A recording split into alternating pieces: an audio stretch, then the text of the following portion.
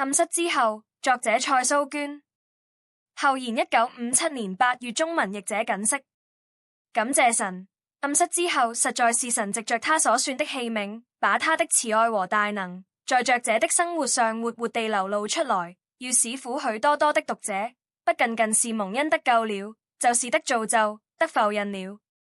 讚美神，願一切榮耀頌讚都歸給全能的神。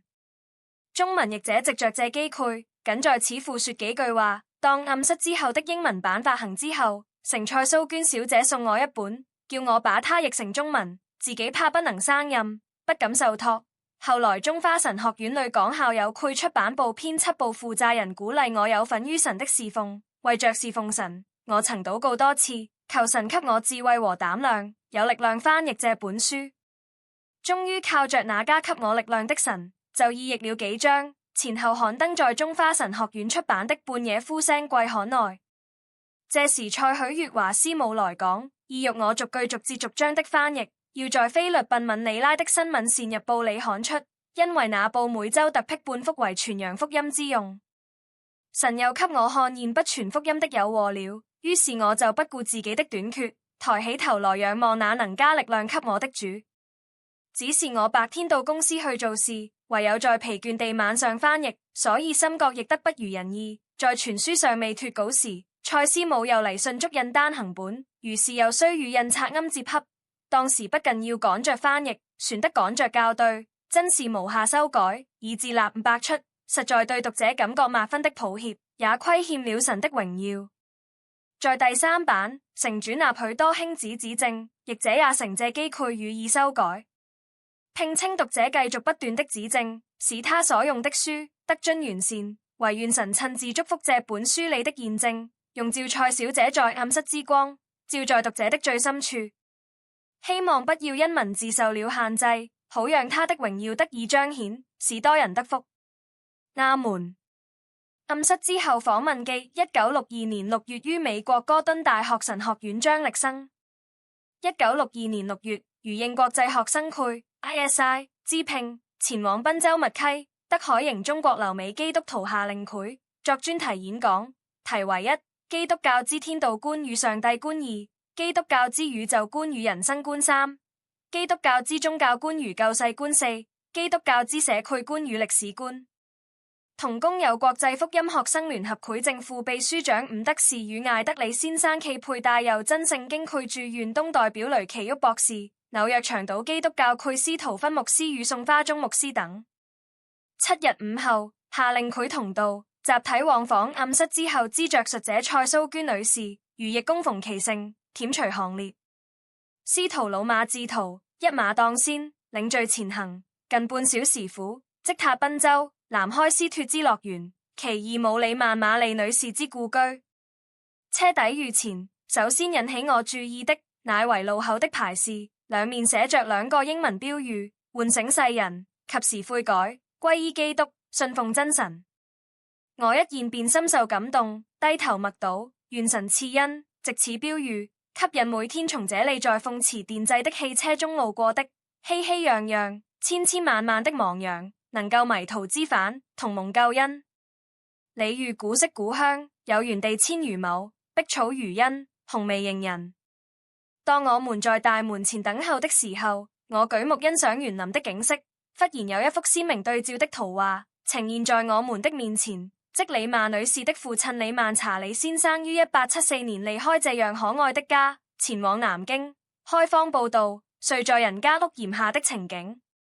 其時海禁初開，我國人民鄙視外人，傳教士到了中國，照例不易租到住的地方，當地人士也不願出肉或出租地皮給他們自建住所或教堂，所以李曼查理教士有時只好以人家的檐下為家，白天則借茶館與人談道，在街頭傳講福音。到了列婚以後，他們夫婦和其女人，即現在蔡女士的姨母李曼女士，也得不到棲身之所，只好屈身住在秦淮河裡的小船裡面。這種捨棄一切，離開了自己溫暖可愛富麗堂皇的家園，出國開荒報道的精神，實在不能不令我們深深體會到主愛的偉大與奇妙，又令我們深受聖靈的感動。我們實在虧負主恩，殊沒有捨棄一切，奉獻身心，跟隨基督。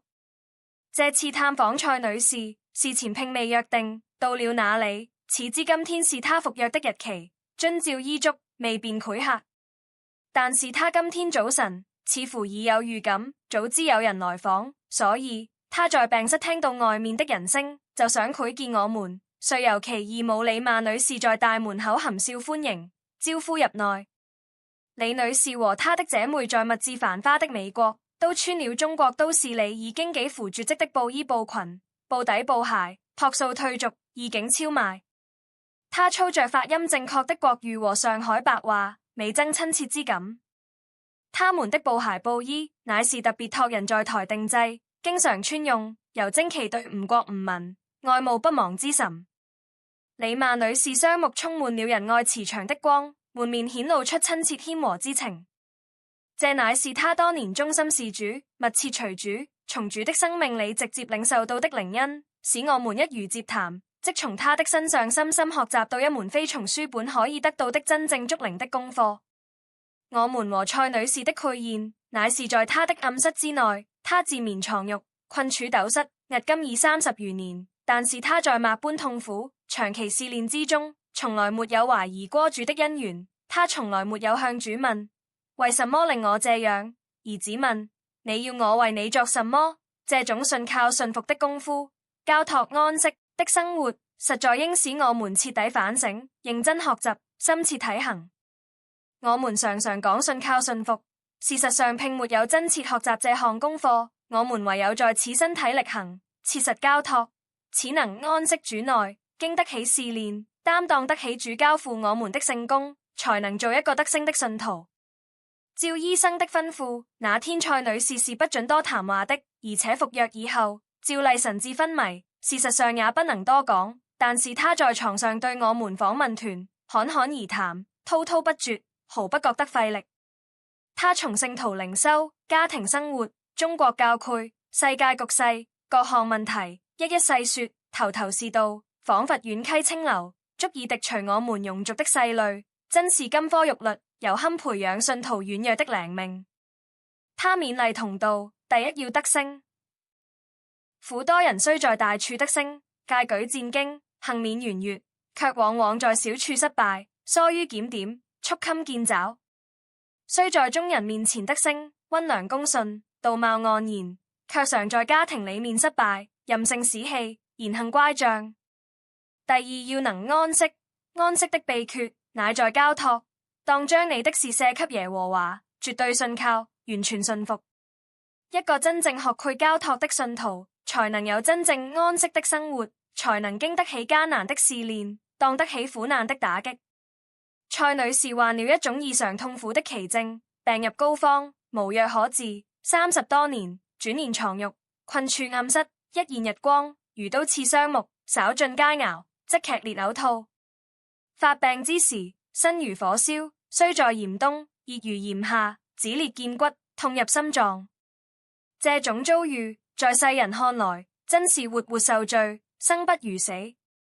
但是他卻學會了真正交託的功課，得到了真正安息的生活。他深深地藏在主的裡面，平平安安地行過死蔭的幽谷。不但病痛不能困倒他，死亡也不能吞滅他，而且反在患難中得到平安，痛苦中得到喜樂，黑暗中得到亮光，使千千萬萬讀其書、見其人、聞其言的人都從他的身上看到了神的慈愛、神的信實、神的大能、神的奇妙和神的榮耀。我們看到了蔡女士在嚴重試煉中的生活，很自然地會聯想到舊約中約伯的遭遇。約伯記乃是一般人認為難於了解的書，但卻在蔡女士的身上得到了深切着明的注釋。約伯這人在東方人中為至大，約伯記1:3。蔡家也是中國的望族。約伯本為東方首富，後來家產全被天火燒盡。同上16。蔡女士自幼養尊處優，住在頤和園式的府邸，有廚師10餘名，山珍海味享準口福，同父應門，出入隨事。但後因家變國難，住在上海破舊的閣樓，吃些餅乾鹹菜，行動不能自由，又磨父役相助，只得學習在地爬動。現賽着第20章。約伯完全正直，敬畏上帝，遠離惡事，地上磨人，可以比擬。約伯記100。